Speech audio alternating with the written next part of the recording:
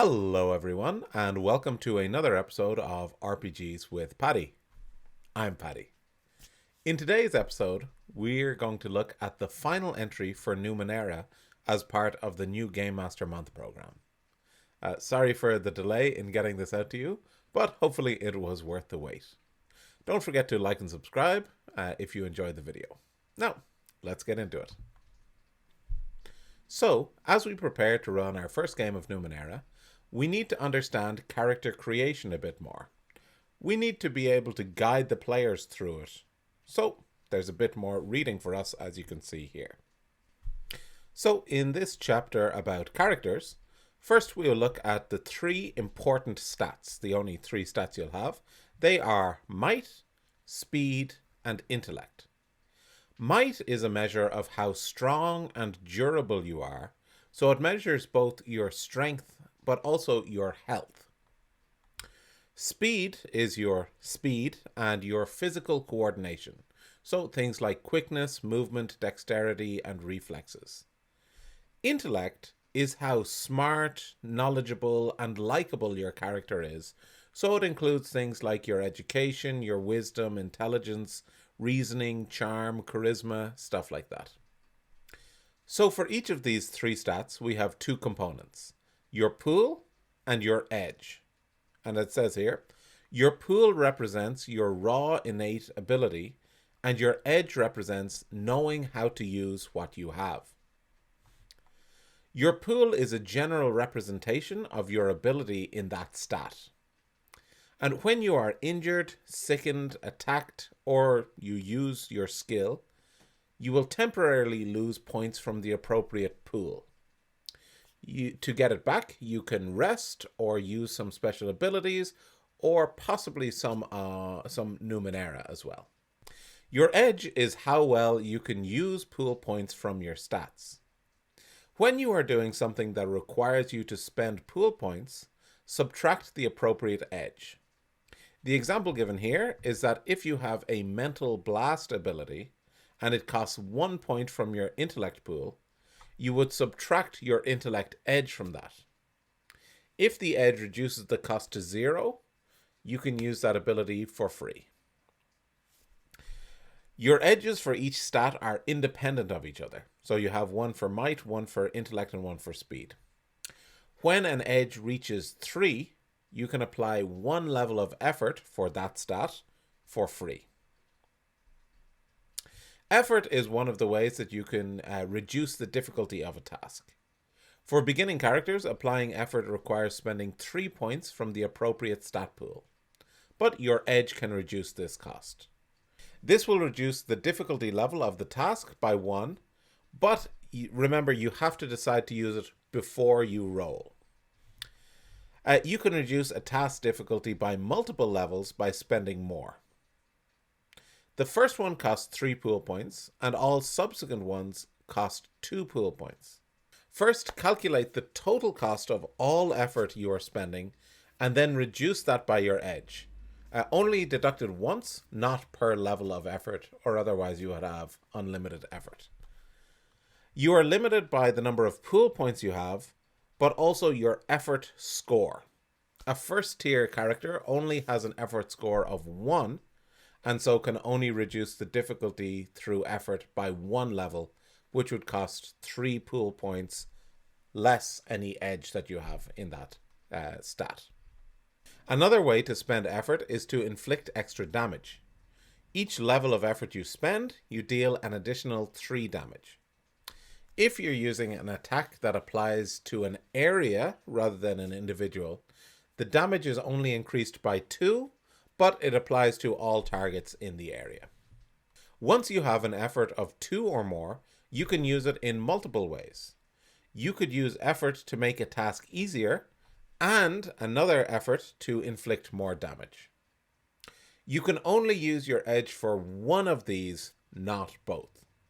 The base cost would be 3 pool points for each base use of effort. That is, if you apply 2 levels of effort to ease the difficulty, the cost will be 3 plus 2. But if you're using the easing the difficulty and doing extra damage, it costs 3 plus 3. and then you can deduct any edge that you have. It's a little bit ambiguous here, but it's spelt out later in the book. We do get a couple of examples here of using effort, so give that a read through if you're a little bit unclear about this. The next subsection is about advancing in tiers. As you increase in tiers, you will get more effort, more abilities, and improve a stat's edge or increase a stat. So now we're on to the basics of character creation. The character concept is very simple and straightforward. I love this. You say, I am an adjective, noun, who, verb. And the examples are, I am a rugged glaive who controls beasts. I am a charming nano who focuses mind over matter.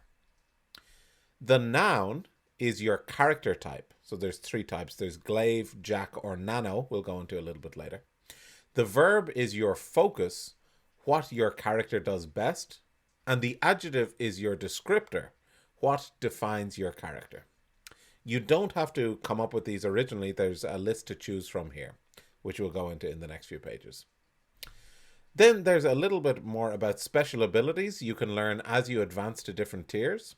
But I will skip that for now, as we'll only be dealing with tier 1. But do come back to it when your characters are getting close to tier 2. And these are the skills. Now, let's look a little bit at the type of characters you can play. Remember, there's glaive, nano, and jack. Glaives are elite warriors who use weapons and armor to fight their enemies. Glaives are usually strong or fast or a combination of the two. The strong ones will have a high might score, which allows use of heavy weapons and armor, and the fast ones will have a high speed, allowing for fast movements and light weapons. Glaives are generally held in high esteem in most cities and villages. Generally, glaives get along well with other glaives, but not so well with nanos, as glaives focus on physical strength and nanos focus more on intellectual pursuits. In the group, glaives generally take the lead as they are the most physically capable, usually. When it comes to Numenera, glaives are most interested in weapons and armor or any kind of combat item. For ciphers, glaives prefer physically enhancing or restorative objects. And that's all the basic information we'll go into for glaives for now. This is following the Game Master Month program, but feel free to read the background part too. Just one thing to point out is the first tier glaive. If any of your players want to be a glaive, you'll be using this page. But it speaks to itself, or it speaks for itself. It's very easy to follow, and we will be doing that during the character creation. The only thing to note as well is that this is part of your background as well, the glaive connection. So you will roll a d20 or just choose one of these. But again, we'll look at that in character creation. Now, on to nanos. By people in the Ninth World, nanos are often called mages, wizards, sorcerers, or witches. They master the mystery of the past, so it seems like they're using magic. Nanos have something called esoteries, which you can understand as spells, enchantments, or charms. All nanos call forth their power in slightly different ways, and they focus, of course, on intellect as their stat. Common folk often fear nano because magic is difficult to understand. And some nanos isolate themselves to focus on studies, and others gather in schools. A nano in the group will usually stay at the back of the group. They're generally more fragile than the others, but they can use things like area control spells from afar. Apart from spells, the knowledge that nanos have can be the most important contribution to the group, to identify how to deal with unknown creatures and items. When it comes to Numenera and artifacts and ciphers, nanos generally prefer ranged weapons and protective devices other than armor. So again, just 2 things to keep in mind. The nano connection will be useful in character creation, part of your background, and you will also look at the first tier nano. This will be important, but again, very easy to understand. Once we go through the character creation later in this episode, you'll understand it a lot better. Our final character type is Jack. Jacks are explorers and, as the name might suggest, jacks of all trade. They don't specialize in any one thing, but are generally capable at most things.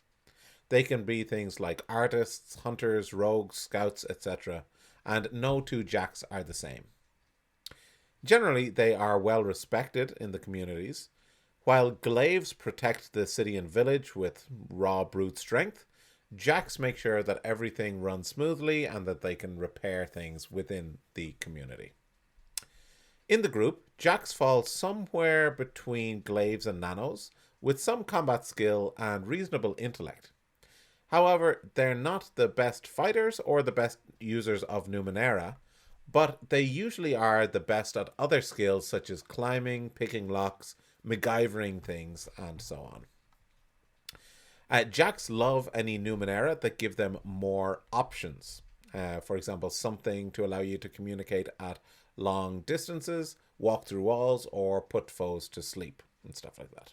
Again, this Jack connection you will use in your background just to flesh out your character a little bit. And when you're creating a character, you will also need this Jack tiers, first tier Jack, just to start off.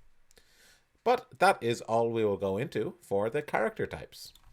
Now, let's head on to character descriptors. Remember, this is the defining characteristic of your character. This says what type of a glaive, or what type of a nano, or what type of a jack you are. Whatever descriptor you choose will give you different abilities and possibly inabilities. So the given descriptors are charming, clever, graceful, intelligent, learned, mystical, mechanical, rugged, stealthy, strong, strong-willed, swift, and tough. For this course, we don't have to read through all of them, but let's just have a look at charming for an example. It's short enough. Charming. You're a smooth talker and a charmer. Whether through seemingly supernatural means or just a way with words, you can convince others to do as you wish. Most likely you're physically attractive or at least highly charismatic, and others enjoy listening to your voice. You probably pay attention to your appearance, keeping yourself well groomed. You make friends easily. You play up the personality facet of your intellect stat. Intelligence is not your strong suit. You're personable, not necessarily studious or strong-willed. You gain the following benefits. Personable, +2 to your intellect pool. Skill. You're trained in all tasks involving positive or pleasant social interaction. Skill. You're trained when using esoteries or special abilities that influence the minds of others. Contact. You have an important contact who is an influential person, such as a minor noble, the captain of the guard, an eon priest, or the head of a large gang of thieves. You and the GM should work out the details together. Inability. You are never good at studying or retaining facts. Any task involving lore, knowledge, or understanding is hindered. Inability. Your willpower is not one of your strong points.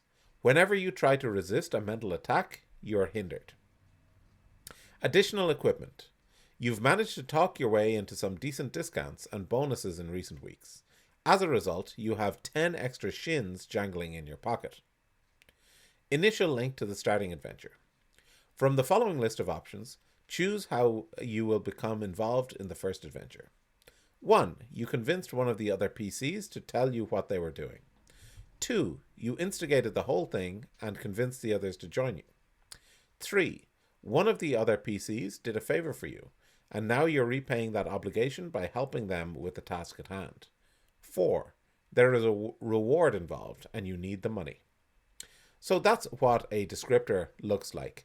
But we will read just one more because it will be useful in the character creation example that we're going to do later, which is graceful. And again, it's quite short. Graceful. You have a perfect sense of balance, moving and speaking with grace and beauty. You're quick, lithe, flexible, and dexterous. Your body is perfectly suited to dance, and you use that advantage in combat to dodge blows. You might wear garments that enhance your agile movements and sense of style. You gain the following benefits. Agile, +2 to your speed pool. Skill.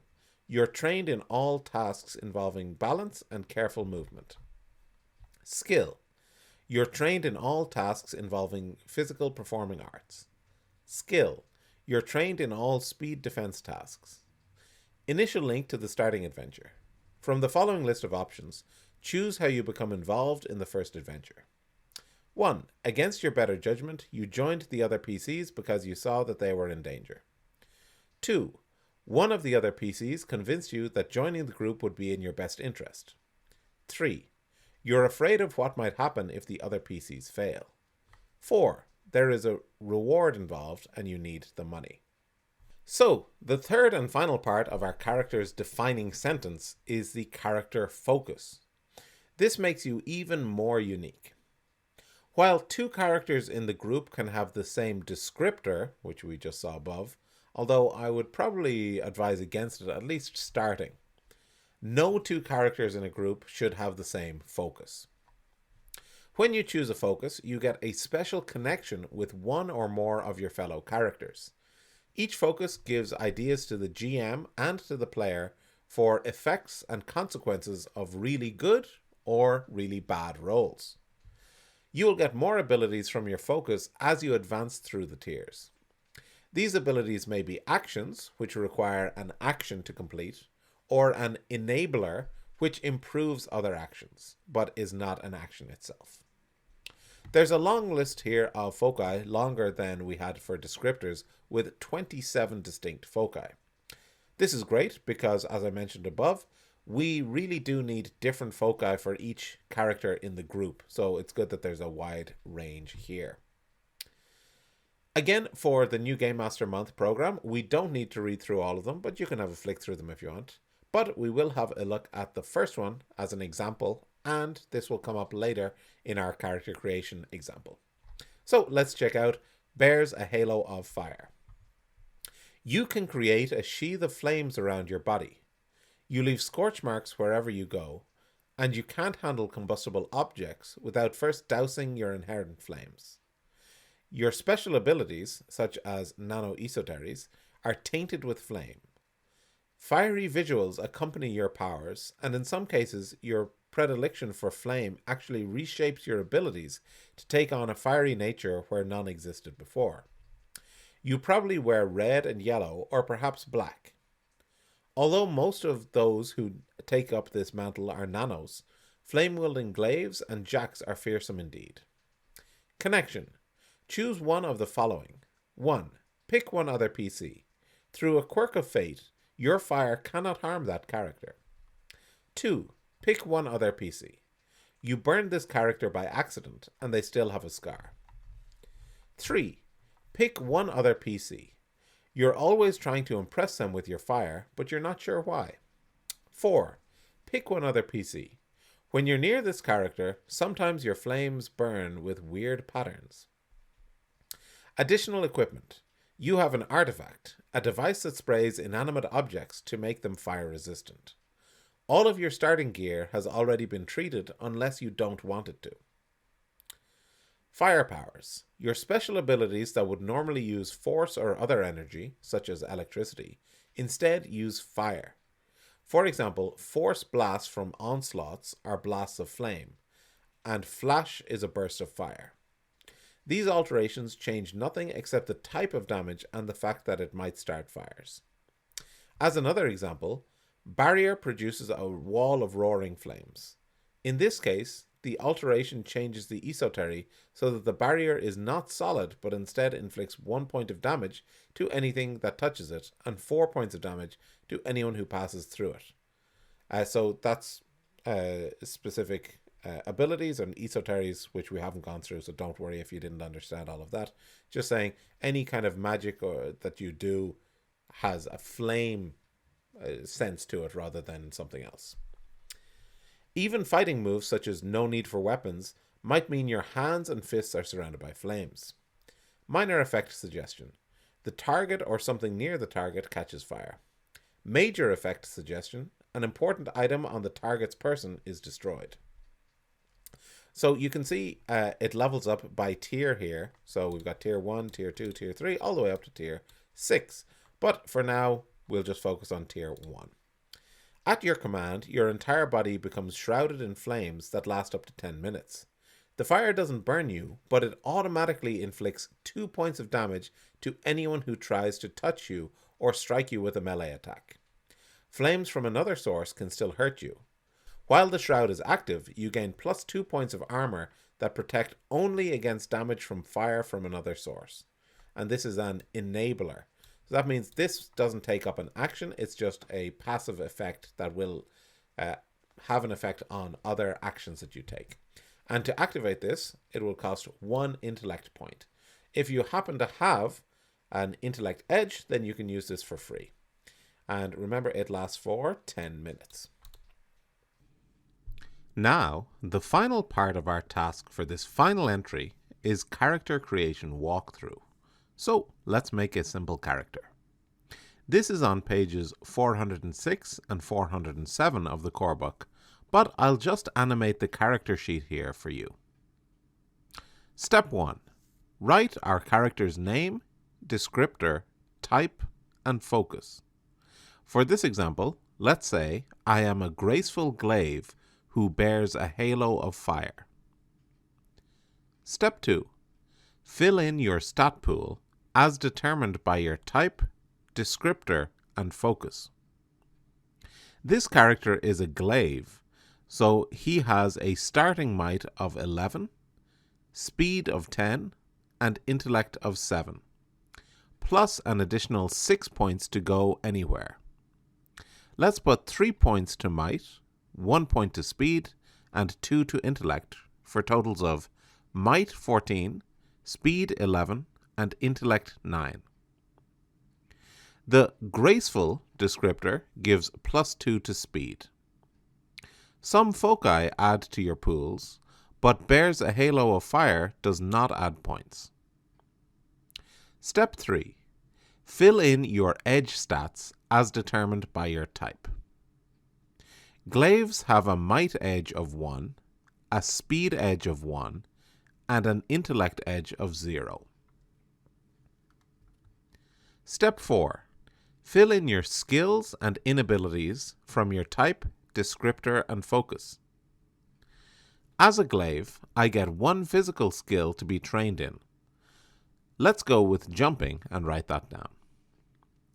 Glaives also have an inability in crafting Numenera, salvaging Numenera, and understanding Numenera, so write those down. Glaives are trained in all weapons and armors. My descriptor, graceful, makes me trained in balance, careful movement, physical performing arts, and speed defense. Step 5. Write in additional stats. My glaive is tier 1, has an effort of 1, and cipher limit of 2. Step 6. Write in special abilities. These include esoteries for nanos, fighting moves for glaives, and tricks of the trade for jacks. Also write down the cost of any special abilities. You might also want to take a memo of the page number. My glaive has combat prowess for extra melee damage. I also get to choose 2 fighting moves. Let's say Fleet of Foot, which is 1 plus speed, and Impressive Display, 2 might. Bears a halo of fire gives me an ability called Shroud of Flame for 1 intellect. Step 7. Write in equipment. This is the starting equipment from your type, but you can skip the ciphers and oddities for this step. If you have armor, note how much armor it gives you. As a glaive, I start with clothing, 2 weapons, or 1 weapon and a shield, light or medium armor, an explorer's pack, and 5 shins. I choose a broadsword and a bow, which includes 12 arrows. For my armor, I'll choose a fringed beast skin jacket, which is medium armor and gives me 2 points of armor. Medium armor usually has a speed effort cost of 2, but as a glaive, my trained in armor ability reduces that to 1. Bears a halo of fire gives me an artifact. a device that can be used to spray inanimate objects to make them fire resistant. Step 8. List your attacks. I chose a broadsword for one of my weapons, which inflicts 4 damage, and my combat prowess ability adds +1 to damage from attacks with melee weapons. My other weapon is a bow, which inflicts 4 damage and has a range of long.